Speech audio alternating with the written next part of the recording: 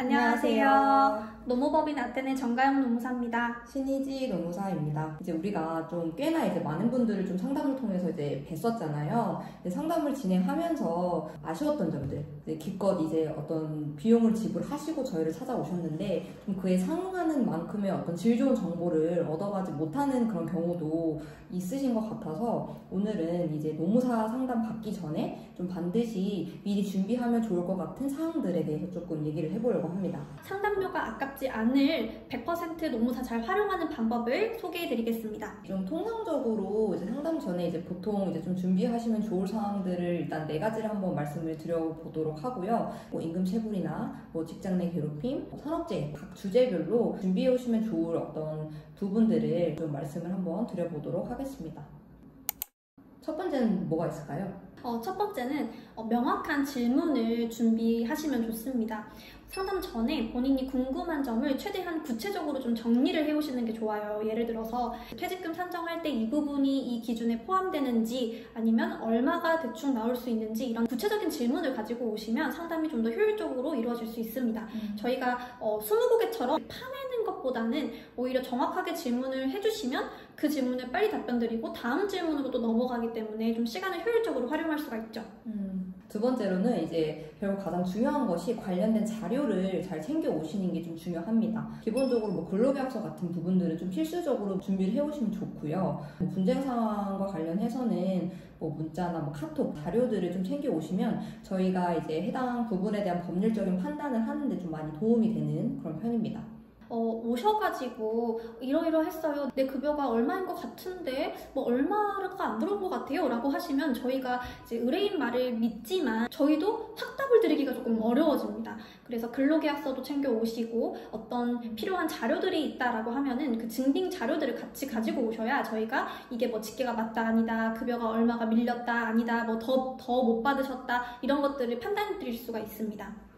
세 번째로는 이제 상담의 목적을 좀 분명히 해서 저희를 찾아오시면 좋습니다. 이 상황에 대해서 나는 어떤 행정적이거나 법률적인 어떤 대응을 하고 싶은 것인지 아니면 그냥 단순히 이 상황에서 내가 앞으로 어떻게 대처해야 할지에 대한 부분이 궁금하신 건지 이 방향성을 좀 명확하게 해두고 오셔야 좀 저희도 그 방향에 맞게 상담을 드릴 수가 있는 부분이기 때문에 내가 이제 노무사로 오늘 찾아가서 정확하게 어떤 방향으로도 솔루션을 얻고 싶은지에 대한 부분도 좀 명확하게 해오시면 훨씬 더 도움이 되실 것 같습니다. 그리고 방향성을 모르셔서 오는 경우도 있거든요. 제가 징계를 받았는데 이제 어떻게 해야 되지? 이런 것들을 몰라서 오시기도 하니까 그런 경우에는 내가 징계를 받았는데 앞으로 제가 이걸 어떻게 좀 억울한 상황인데 어떻게 극복할 수 있을까요? 아니면 제가 뭐 문제 제기할 수 있는 방법이 있나요? 라고 이렇게 좀 방향성을 물어보시는 게 더 좋습니다.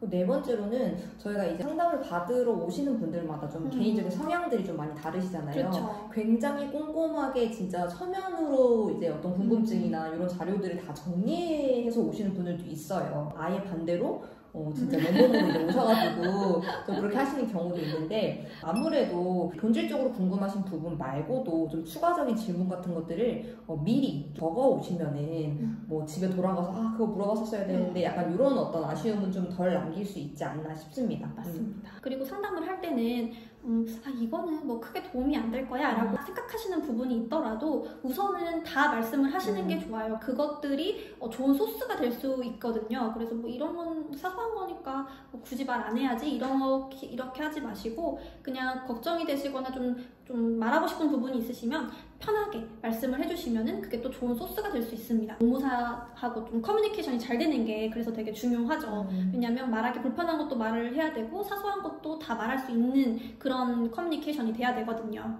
자, 이제 그러면은 좀 아까 저희가 오프닝에서 말씀드렸던 것처럼 각 상황별로 상담 전에 이런 거 준비하면 좋다 하는 자료는 뭐가 있을지 이런 것들 한번 좀 살펴보도록 하겠습니다. 첫 번째로는 이제 임금체불이에요. 저희 임금체불 상담 정말 많이 하잖아요. 그렇죠. 임금체불 상담에는 어떤 자료들이 있으면 좋을까요?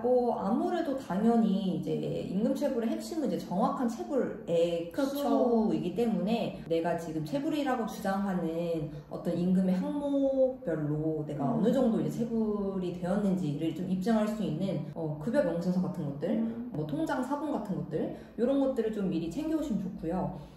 결국에는 이제 임금체불이라는 것 자체가 근로자성이 좀 인정이 돼야지 또 이제 이게 체불로 확인이 될 수 있는 거기 때문에 이 근로자성을 입증할 수 있는 자료들도 필요합니다. 근로계약서가 있을 수 있고요. 그리고 근로계약서뿐만 아니라 뭐 출퇴근 기록 같은 것들. 또 중요한 것이 언제부터 또 지급이 안 됐는지도 그쵸, 잘 그쵸. 기록을 해두셔야 되고 또 만약에 시급제로 운영이 되는 상황이라서 근무 시간, 날짜 이런 것들 좀 주기적으로 바뀐다라고 하시면은 그것도 좀 잘 기록을 해두셔가지고 못 받으시는 임금을 꼼꼼히 하실 수 있게끔 준비하셔야 됩니다. 그쵸. 이게 또 임금 체불 같은 경우에는 뭐 임금 전체를 못 받는 경우도 있지만 뭐 연차나 뭐 연장근로, 뭐 휴일근로 약간 이런 좀 이렇게 가산수당을 못 받으셔서 오는 경우가 네. 되게 많은데 결국에는 이 가산수당을 체불로 이제 주장을 하려면은 내가 그 주장하는 그 시간에 실제로 근무를 했는지 입증하는지가 되게 중요하잖아요. 그렇죠. 그래서 뭐 아까 말씀하신 것처럼 뭐 출퇴근 기록이랄지 뭐 우리 회사에는 출퇴근을 기록하는 시스템이 없다라고 하시면 구글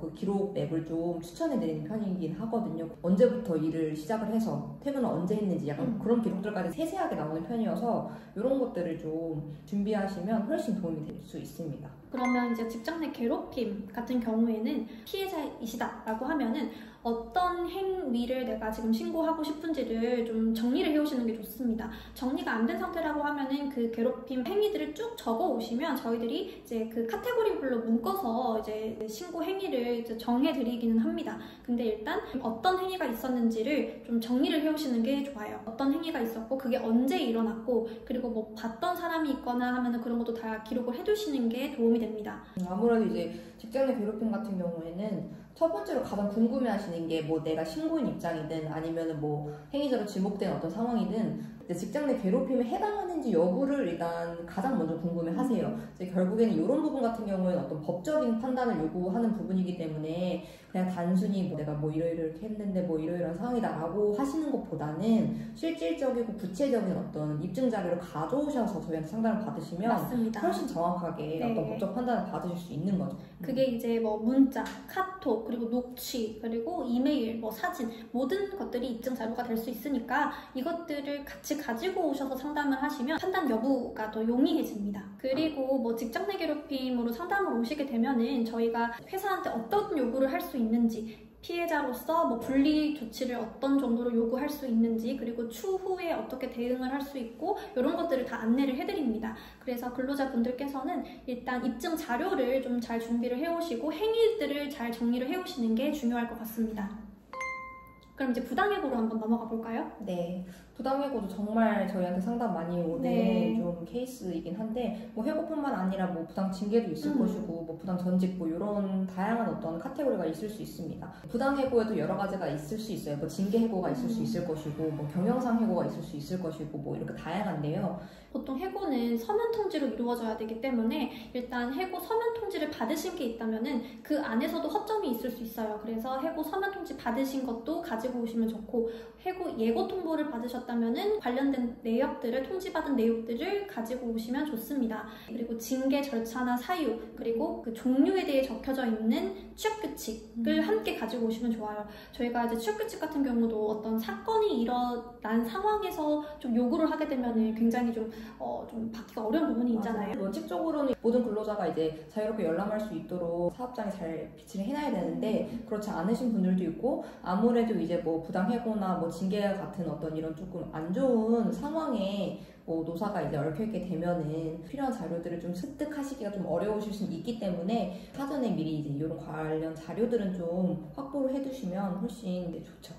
네, 그리고 특히 이제 해고를 만약에 좀 서면 통지가 아니라 구두로 받으셨다라고 한다면은 뭐 그런 과정상의 녹취도 도움이 될 수 있고요. 그리고 이제 뭐 보통 이제 우리 부당해고나 부당징계, 부당전직과 같은 노동위원회 사건 같은 경우에는 사건화가 된다라는 가정하에서 이 상담자분께서 이제 어떤 방향으로 조금 진행되길 원하시는지 이걸 결정하고 오시는 것도 중요한데요. 본인이 원직복직을 원하는지 아니면은 금전보상을 원하는지 이런 것들을 좀 정하셔서 오시는 것도 도움이 됩니다.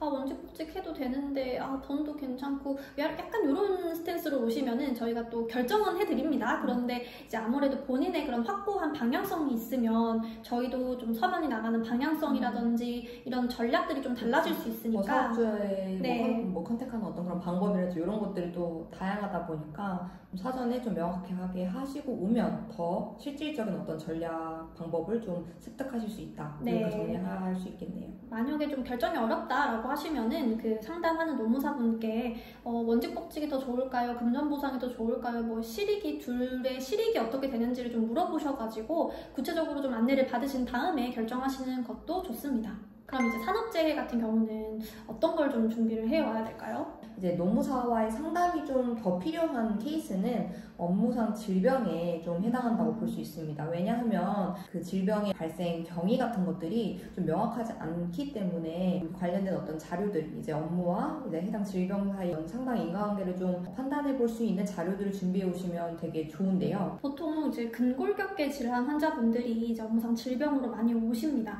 그래서 뭐 택배 업무를 하시거나 음식점에서 조리 업무 하시거나 뭐 판매원 일을 하시거나 이제 이런 질병이 많이 발생하는 직종이다라는 지침이 있긴 하지만 그래도 구체적으로 어떻게 일을 하셨는지를 좀 번거로우시겠지만 한번 좀 일하시는 동안 동영상이라도 하나 그렇죠. 남겨두시면 동영상도 정말 좋고 근골격계 질환 같은 경우에는 좀 이제 중량물을 취급하는 경우가 많다거나 이러다 보니까 내가 뭐 예를 들어서 택배 기사라고 한다면은 하루에 취급하는 중량물이 대략 어느 정도인지 좀 구체적인 수치 자료가 있으면 이제 훨씬 좀 이게 도움이 되는 편이죠. 맞아요. 그래서 저희가 보통 일하실 때 그 부위에 무리가 갔다라는 것들을 좀 입증해서 서면화를 많이 하는데요. 이런 동영상이 없는 경우라고 한다면 저희가 다른 레퍼런스를 가지고 이제 첨부를 해야 되는데 아무래도 본인의 그런 모습이 아니다 보니까 객관성이라고 할까요? 그런 것들이 좀 떨어지죠. 그래서 일을 하시면서 좀 이런 다빈도에 해당되는 직종이시라면은 한 번씩 이제 일하는 모습을 좀 동영상으로 찍어두시거나 분명히 좀 오래 일을 하시면 질환이 발생을 하기 때문에 사진, 동영상 이런 것들 찍어두시는 게 굉장히 도움이 됩니다. 그리고 이제 오실 때는 좀 진단서 이런 것들을 같이 가지고 오시면은 저희가 확연하게 눈에 들어오니까 도움이 많이 되죠. 생각보다 산재 관련해서 조금 상담하실 때 좀 놓치시는 부분이 근로자성이긴 하거든요. 네, 맞습니다. 그래서 이제 근로자성이 입증이 돼야지 일단 기본적으로 우리가 산업재해보상보호법에 따른 혜택도 좀 누릴 수 있는 것이다 보니까 내가 근로자다라는 걸 입증할 수 있는 자료들, 예를 들어서 뭐 근로계약서랄지 뭐 월급여를 받았던 어떤 통장 내역이랄지 이런 것들도 챙겨 오시면은 좋겠죠. 오늘은 어떤 자료들이 있으면 상담을 할 때 뽕 뽑을 수 있을지를 안내를 드렸는데요. 저희 법인 같은 경우는 이제 상담하고자 하는 그런 카테고리가 있으면 그에 필요한 것들을 어떤 걸 준비해 오세요 하고 사전에 안내를 드립니다. 근데 이제 그렇지 않는 법인도 있을 수 있으니까 그냥 워크인으로 방문을 하시거나 아니면은 갑자기 뭐 필요하다라는 생각이 드셔서 노무사 방문을 하려고 하실 때 이런 것들을 좀 미리 준비를 하시고 가시면은 돈이 아깝지 않게, 상담비가 아깝지 않게 좀 잘 활용을 할 수 있지 않을까 해서 이렇게 준비를 좀 해봤고요. 저희가 오늘 말씀드린 것들을 좀 잘 기억을 하셔가지고 노무사 만나서 상담을 하실 때 잘 활용하셨으면 좋겠습니다.